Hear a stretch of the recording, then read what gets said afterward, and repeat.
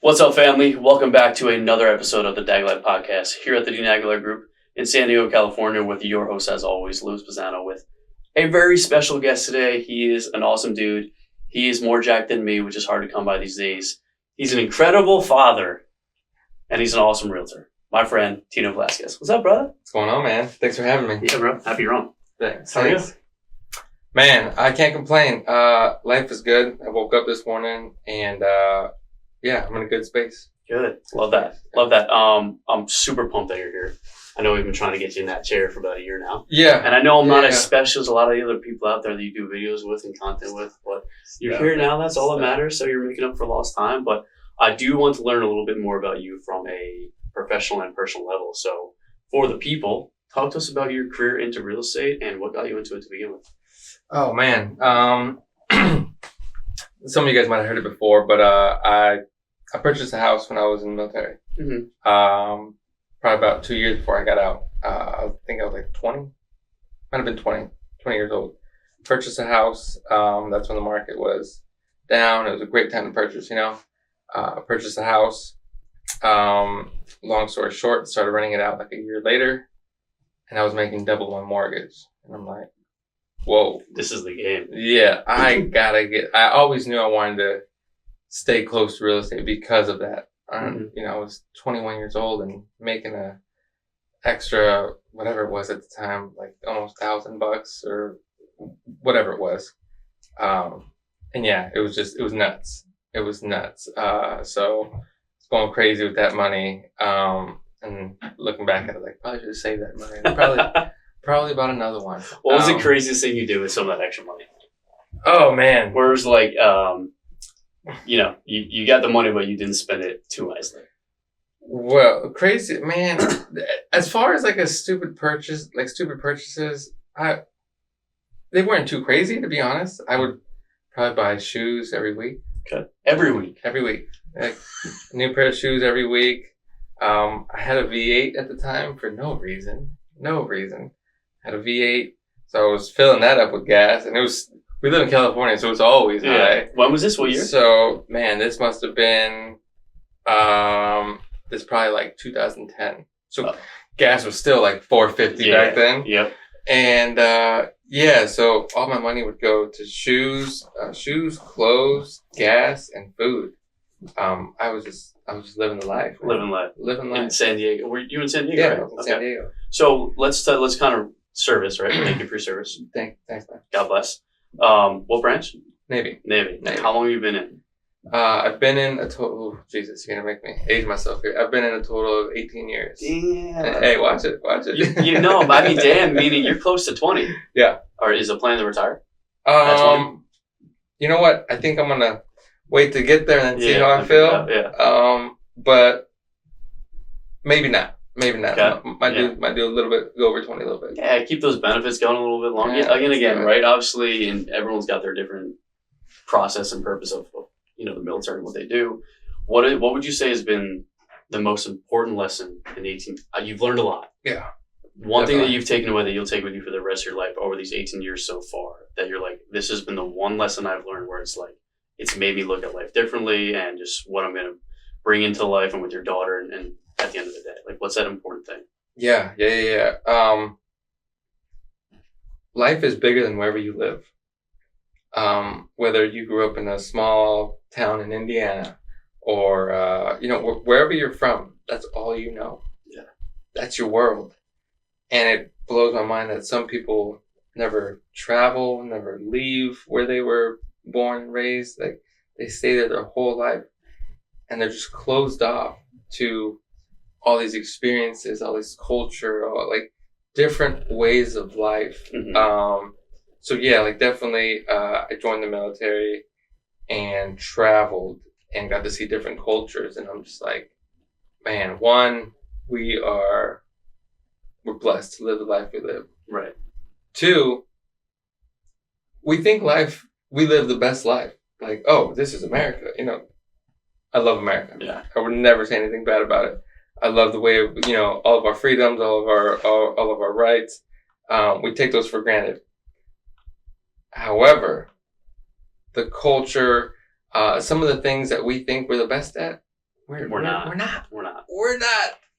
So you go to these other countries and like, man, my taxi was a Mercedes-Benz 600, like, and it was as cheap as a Uber over there. Like, how is that possible?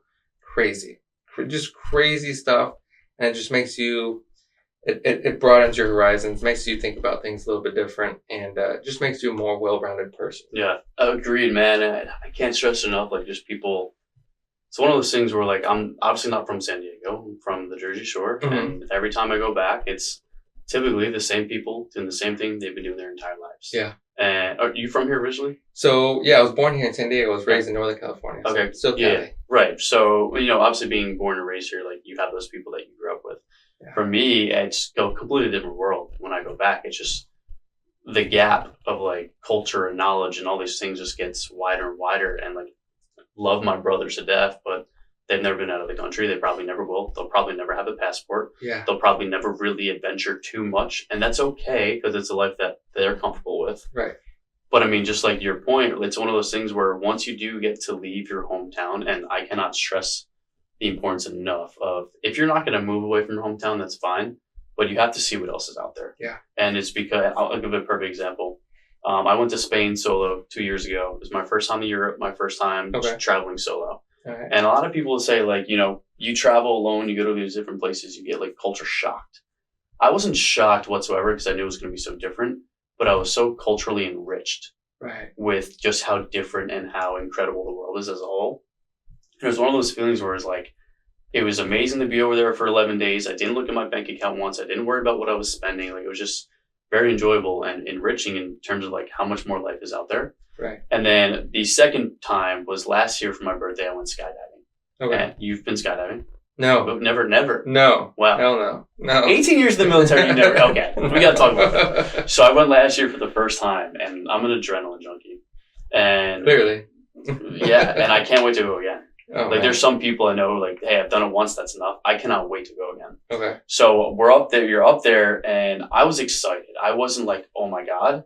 I was very excited. Once they open the door and you just see people flinging out, you're like, this is really about to happen. It's real. And then you get scooted up to the front and you're just looking out and you just see nothing but specks.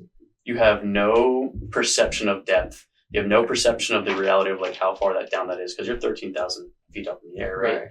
And in that moment, I had this, like, feeling of your life is so small compared to the world around you. Right. And there's so much out there. And it was such an exhilarating rush where, like, I was smiling about to jump out of a perfectly good airplane with knowing that the world is so much bigger than we think. Yeah. And to your point, like, being able to experience so much has been amazing. From Jersey to living in Vegas, living out here, that's helped me have that culturally enriching experience across different cities. So with that being said, what is the favorite place that you've been to from traveling? You know what? My favorite place, I think my favorite place was Dubai. Okay. How long were you there? Man, I was there like 3 or 4 different times in probably like week spurts. Like, we go there for a week, pull out, come back in. It's, again, just a completely different world. You probably know some people that, they live that snooty lifestyle or they think they're God's gift to earth, if you will. We know all of them. Yeah, or they got the Burberry watch band on their Apple iWatch and all this stuff, right? And here in San Diego, like, oh, you're doing it, like you're living the life. Look at you. But take that same person and put them in Dubai, and they're poverty stricken. Like, oh God, that's a 2005 model? Oh no, that would never buy. Like, it's so different, nuts. So different. And so just the perspective you get, man, it makes you be more well-rounded person. And like I said, like, we have first world problems. Like, I met a friend yesterday. Her iPhone was acting up, and she was waiting to go to the Apple store. Mm-hmm. She was killing some time. I was chatting with her. That's her biggest problem. Her world is over until that phone gets fixed. Because the phone won't work. Exactly. No access to the world. No social media. No nothing. Her world is pretty much done until that phone gets back on. And I've been to countries where the $3 you give them hey, they're asking for money, the $3 you give them, that's going to feed them. For a month. Right. Pretty much. And like the smile, and it's like, geez, like it just puts things in perspective. Like, are my problems really problems? Yeah. Are they really problems? So, yeah. It's such a different way to think. And it's cool to have conversations like this because it helps you remember, like I don't want to say I was having a bad day today because I'm not whatsoever, but I've been very irritable today. Okay. And like having this conversation, me thinking back to Spain, thinking about like third world countries and just sitting here having a conversation, I'm like, man, life is so good. Yeah. Like life is so, like I have no reason to be irritable today, even though it happens once in a while for no reason, right? Just one thing that kind of was just like, you know what? I'm annoyed now. Yeah. And now the mood has changed. So thank you. I appreciate that. That's real. But it helps you put things in perspective. Yeah. But kind of going back to real estate, like when did you get into real estate? What year? So I got into real estate, COVID 2020. Okay. Yeah. So I was right behind you, right? Just early 2021. So what was the transition like from the military full time into real estate, and how did you manage to be able to do both? Man. So just a little recap. I got out of the military. I went to school full time at CSU, and then graduated and got my license after that. So, was a student, and then coming into real estate, I was just hungry. Yeah. I was hungry. I'm like, man, I've been this, now I know what it feels like to be a student and actually be broke. Yeah. And, that sucked. So I'm like, all right, I'm hungry. People your whole life been telling you, like, once you get a college degree, like, that's it. Like, you're good after that. Yeah, right. Yeah, exactly. Wrong. And I'm like, I got a degree, but I don't feel like I've made it yet. Like, I'm still straight. Like, what's going on? Where's the success now? And it's supposed to come right away. Exactly. And, jumping into real estate, there's no guaranteed paycheck. And if it's your first year, I mean, I know people that didn't sell one property in the first year. Yeah. I know people that did. And I'll be honest, it was difficult for me because I'm an introvert. I'm an introvert extrovert, if you will. So once I get comfortable with you, once I know you, all right, the extrovert me comes out. Walls down. Right. But before that, I'm just observing. I'm just, checking out the scene here, like what's going on. And so real estate is not that type of world. Yeah. It's not that type of world. Honestly, if you wouldn't say hi to me, I wouldn't say hi to you. That's how I was. Now it's the complete opposite. Yeah. You're walking down the street. I'm gonna make sure you see me. Hey, how's it going? You looking to sell? Like, no, I'm just kidding. I'm not like that. Not like that. But I'm more outgoing. Yeah. More personable, more social. Exactly. It forces you literally have to come out of your shell. I think that was the hardest thing for me. I think I did 2 transactions my first year. I was happy. Don't get me wrong. I was ecstatic. But then I look back and I'm like, you've had a terrible year, bro. Like, you're ecstatic, but you've had a terrible year. But I mean, 2 is the national average, which is crazy. Like, I think the statistic for last year is like 75% of realtors in America did less than one deal or less. Jesus. That's insane. But again, it comes with the work ethic, the grind, the effort. It's like the uncomfortability of being comfortable. Yeah. In terms of like burning the ships, right? You storm the beaches, you burn the ships. It's this or nothing. Yeah. There's no plan B. There's no fallback. This is the fallback. It has to happen. Yeah. There are a lot of realtors in the industry, both San Diego and everywhere around the world, to be honest, where it's like, I'll see how it goes. See what happens. Let's see if I can make it. Like, I'll test it out. I'll try it out. I'll work just weekends. And it's like, real estate's you're all in or you're all out. Yeah. There is no compromise of like, I'm going to make this a 9 to 5 and just work 5 days. That's not a thing. So if you are looking to get into real estate as a side project or side hustle, just for the time being, just don't even waste anyone's time, including yours. Right. But with that being said, let's talk about the last couple of years for you. What was 25, 26 looking like so far?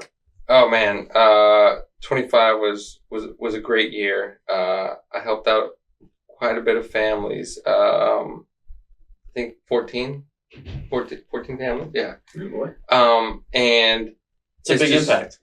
A lot of people. It is. And especially because I'm so limited on my time, full-time dad. So, there is no, you're going to be with your mom for these 2 weeks. I'm going to do my thing. Yeah. No, you're with me 24/7. I gotta, it was tough. Like, you tell these numbers to people, and some people are like, some agents are like, oh, you only did 14 deals. Yeah. But they don't know the full scope. Right. I remember I put her down to bed at 8 o'clock, 8:30, and I wouldn't go to bed till 1:30, 2 in the morning. Mm-hmm. I'd be sending emails out at that time. My clients are like, were you really sending me emails at 1 o'clock in the morning? I was like, I was going to text you, but I thought it was too late, so I sent you an email. But yeah, man, waking up before she wakes up at 6 o'clock. So I wake up at 5 and finish what I didn't do the night before. Mm-hmm. And that constant, like you said, being comfortable, being uncomfortable. That was my life. It was just a machine. Like, hey, this is how life is. Then open houses on the weekends. I hate dragging my daughter to those things. But she's at the age where she likes it. Yeah. She likes it. Like, and people love it too, especially if they come with kids. Yeah. People love it. She's, well behaved, and people are always like, chatting. She's a chatty patty. So she starts chatting with the clients, and they like her. So, I always treat her too. Like, all right, after this, we're going to go get ice cream. We're going to go to jump around, wherever you want to go. Yeah. We'll do that, so. For allowing daddy to be able to give you the life that you deserve. Exactly. This is what you get in return. Exactly. Yeah. And she, like, explaining that to a 5-year-old, it's like, it's not easy because they don't understand the scope. But then once she started picking up on it, she's like, oh, so you have to work in order to give me Barbies and in order to take me here and take me there. I said, yes, baby. Then she's like, okay. So she starts seeing commercials and stuff. She's like, Daddy, I need you to work hard so you can give me that. And I'm like, whoa, wait a minute. So she picked up really fast. And yeah, man, that's smart girl. Yeah, no, that's definitely how last year was. And this year's been off to a really good start. So I'm blessed. I'm happy. And yeah, hopefully I can help more families than I did last year. Yeah, you will, for sure. And it's fun sitting on this side of the chair because I have so many of these conversations, and obviously being in like an operational role with Dag, just seeing the scope of like everyone, and speaking to you with your ability to compound on one being a full-time dad, obviously the Navy stuff that you do, and then obviously operating full-time as a realtor is astounding to see. So kudos to you for that. You deserve your flowers too. Appreciate it. I do want to touch on being a full-time dad, having a 5-year-old. How do you manage to do that? Because I've spoken with plenty of single moms, spoken with plenty of parents on the team that do have a partner with them that are, they're all carrying the same way. So right. What is that dynamic like for you to make sure you can still keep up with the professional route to give your daughter the life that she deserves and yourself? Right. It's the toughest thing I've ever done in my life. Toughest thing I've ever done in my life. I don't wish it on anybody. I don't think anybody goes into a situation like that saying, I want to be a single parent, Mm-hmm. But it is what it is, those are the cards I was dealt. So you make the best of it. And I kind of describe it as like you have your plate out and, it's dinner time and it's spaghetti's on the menu today. And they're pouring spaghetti and they're just pouring more. And you're like, okay, that's enough. And just more, it just keeps coming. And you're just like, what the hell? Like, things are going to slip through the cracks. Things are going to fall. Mm-hmm. You got to prioritize. Like, hey, do I stop, take a break and eat? Or do I write these 3 offers out and, get them in ASAP? Or, hey, I got to pick up my daughter in 30 minutes. This can wait. I need to do this. So it's a lot of prioritizing. And like I said, something slipped through the cracks. And it took a lot of that for me. It's like, oh man, like I haven't cleaned the house and this whole week I haven't vacuumed the house. Like, I think it's probably time I get, some help, a cleaning lady. And, so finding out, like learning that, like, oh, I need help. And we're guys. Yeah. We're guys. Never ask for help. Yeah. We don't ask for help. We do not ask for help. Until we're forced to. Right. Exactly. And I was in that situation and I'm like, okay, no, something's got to give. So I just started finding ways to be more efficient. So like obviously my personal life, like, so I get a cleaning lady to come every week, 2 weeks, depending on what was going on. Hey, I need reliable sitters for these absolute things that I could not miss.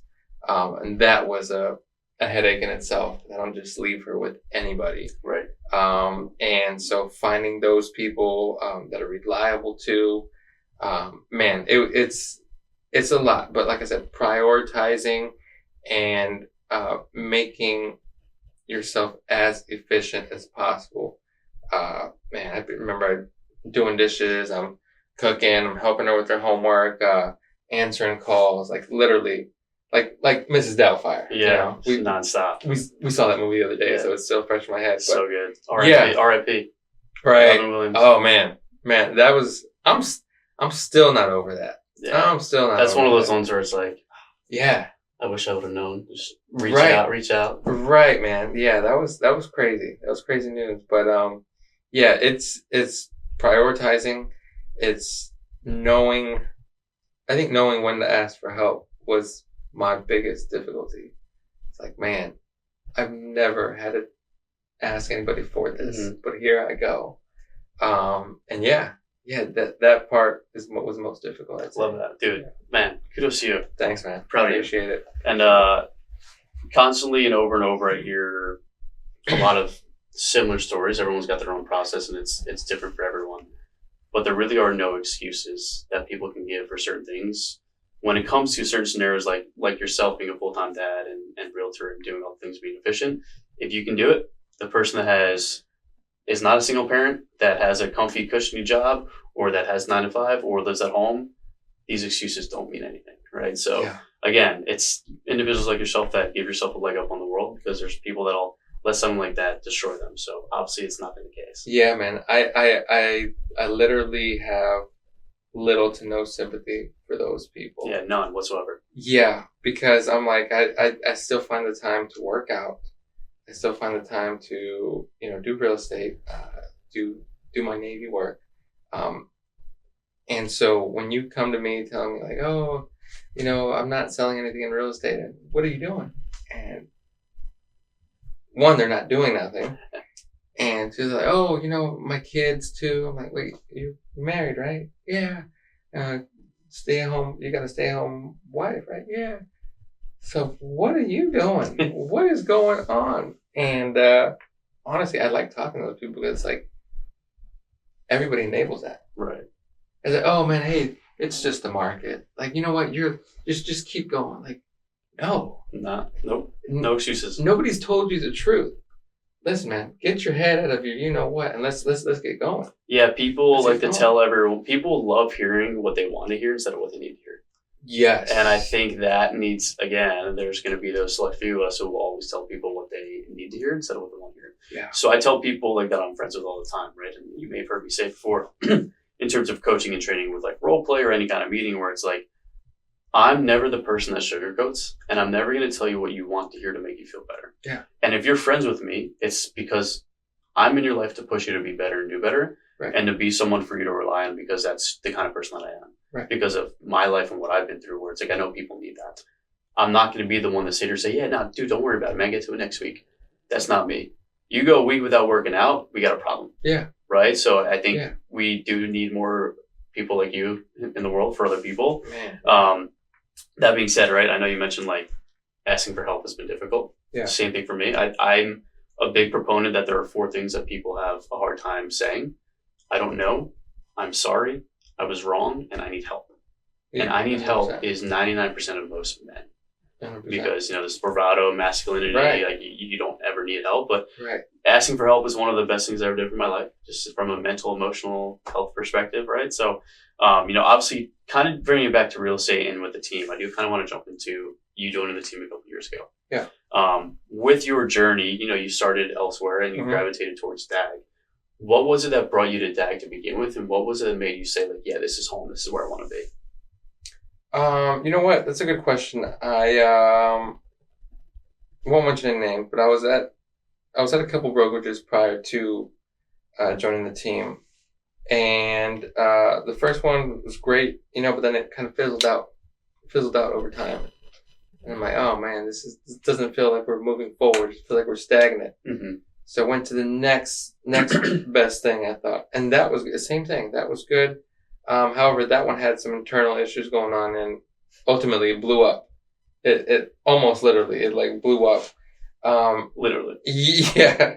And the work environment got toxic there. And I even hate saying that. Like, I hate saying that, but it literally did.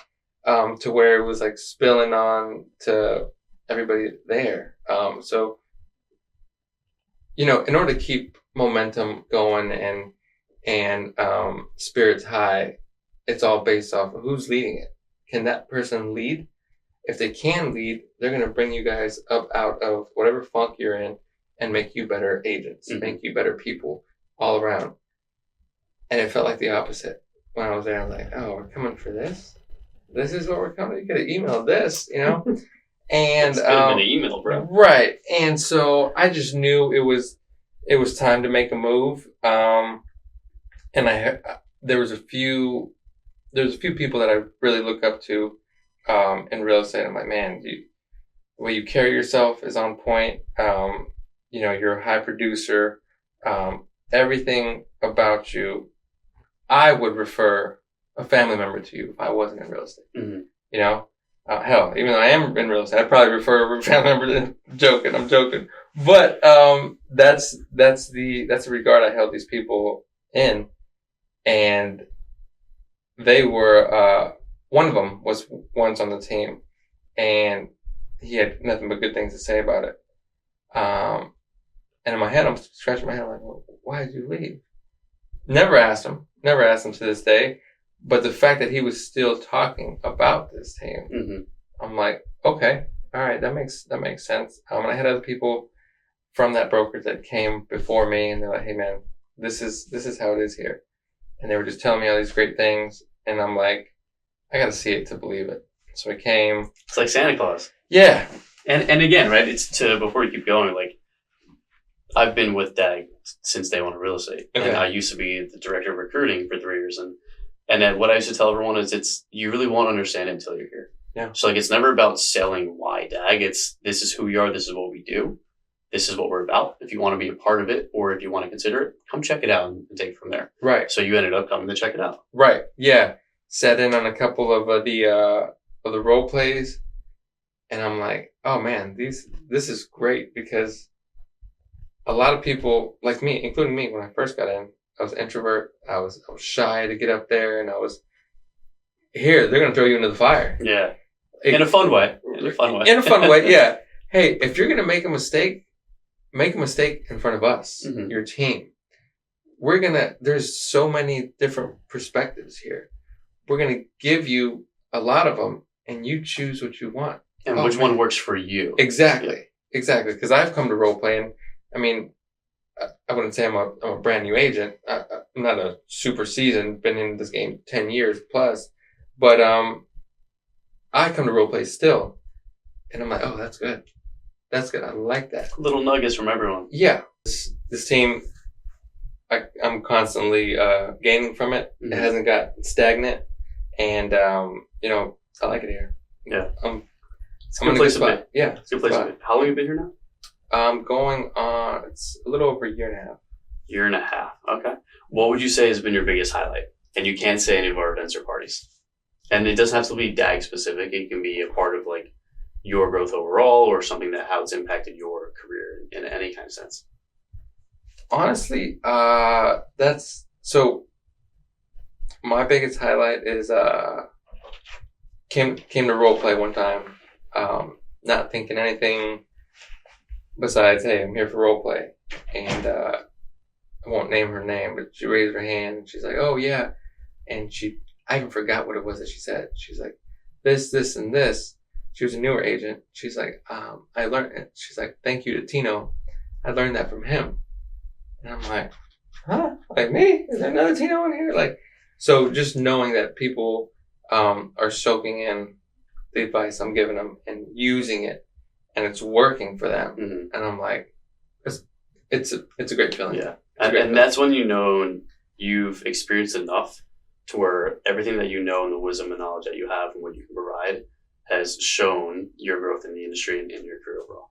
Right. Which I think is huge. Right. And I don't know if you felt like this, but there's been times where I'm like, I think I'm doing it right. Like, I'm going to go through the motions. This is what I've been taught. Like, I'm going to do it. And then you get reassurance like that. It's like, no, it is right. Yeah. It is right. And I mean, it's obviously been work. I don't know if it's, again, is this just working for me or would this work for somebody else? But when she said that, I'm like, okay.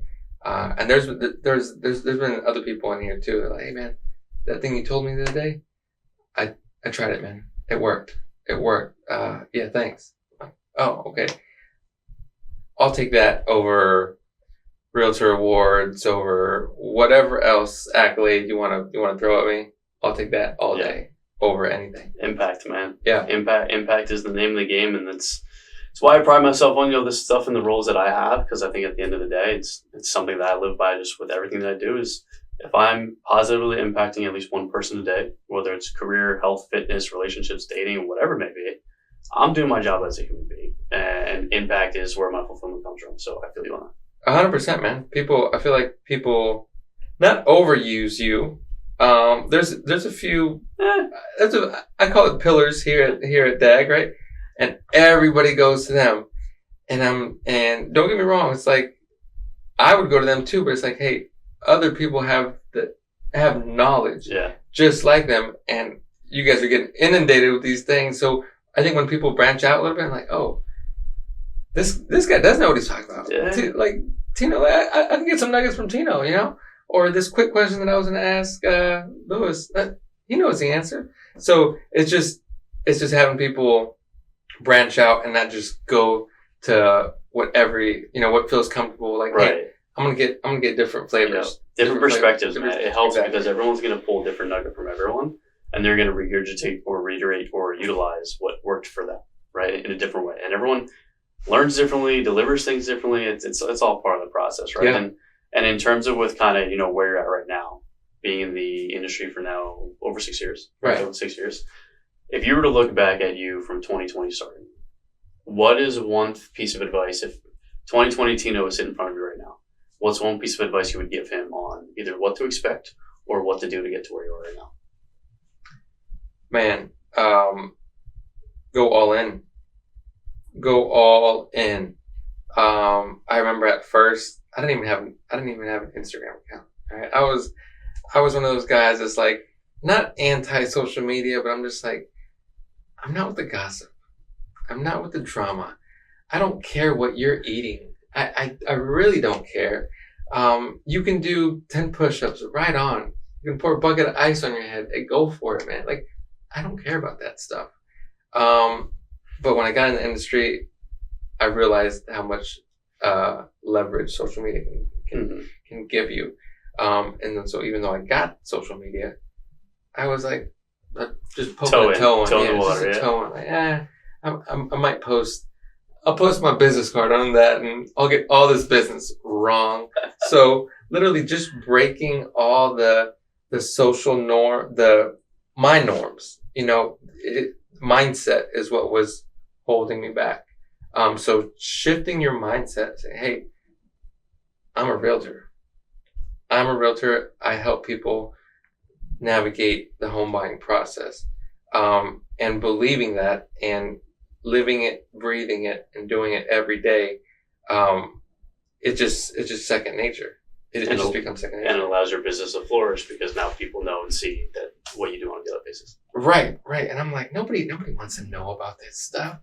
Wrong. A lot of people. Yeah. People need help. They really do. And so that's why I either do educational video. Like, you're going to get two things from me. You're either going to get educated on some aspect of real estate, or you're going to get comedy. Either way, you're going to get something out of it. In a Santa suit. Shirtless in the kitchen. Jokers. Man, I've done things and I look back and I'm like, did I really post that? What was I thinking? But hey, man, people love it. That I get praise for it all the time. Like, hey, keep making quick story. My buddy, he's overseas right now. I think he's in Djibouti. Yeah, Africa. not the best place to be. Weather's a little hot. By little, I mean could be in Dubai instead. Right. By a little hot, I mean like 115 and up. Really hot weather. Not the most ideal place to be. But he's out there and he's like, hey man, do me a favor. Keep posting those videos, man. They crack me up. So good. And I'm like, man, even if it's just for you, I'm going to do this. So good. Yeah. Kyle, wherever you're at, if you listen, I got some coming for you, man. Thanks for your service, brother. We got you. We'll do a combined video, maybe. We'll see. That's cool, dude. But yeah. Again, right? It's to your point, mindset of being able to grow and change. And if you're not coachable, if you're not willing to grow, and if you're not willing to be uncomfortable, and if you're not willing to change with anything, you really have no way out. And I think that no matter what industry or career you're in, right, you have to be able to do all those things. With everything that's happened in the last 18 years, kind of with where you're at in life and your career, where it's heading, being an incredible, 24/7 father with a great 5-year-old baby girl. Thanks, man. One thing we talk a lot about here is legacy. And, oftentimes we have these conversations where it's some people don't think about it ever. Some people do, especially when it comes to having children. When you look further down the road, and you've lived this incredible life and you've raised this incredible daughter, when it's all said and done, what would you like your legacy to be remembered for? That one's easy for me. I think the notion of being a great parent is so undervalued in society these days. I'm not trying to get all serious here, but it really is undervalued. You see people go on to do really great things, like, oh man, that guy's a genius, and then you see like they do a biopic or they show you this guy's life and you see how much of an influence the people around him, parents, him or her parents, had on that individual, whether it be good or bad. Right. Whether it be good or bad. Oh, this person grew up in foster care. Oh, missing parents. And yet they still managed to achieve this. Then you see them as parents. And it's like, hey, complete opposite. They're honed into their kids. They got a good pulse on everything that their kids do. They're involved. So for me, like, call me a subpar realtor, call me a weekend warrior, for the military, call me what you want. But a great father is definitely what I want to go down. What I want to leave as my legacy. Yeah, because I think that's the most important thing. It's powerful. Well, if I can tell you anything about what I've seen in you as a father, is if when I eventually have children, if I have that blessing to do so, which is the goal, if I can be half the father that you are, I'll be out. Man, I appreciate that. That means a lot to me, for real. I'm proud of you. It really does. Happy for you, man. Yeah, dude. Well, Thanks. Dude, I think that's a great place to wrap it. It's been awesome having you in the chair, and I can't wait to have you back, and I appreciate you for joining. Thanks for having me, man. Yeah, brother. Thank you guys for checking out another episode of Dad Podcast. See you next time.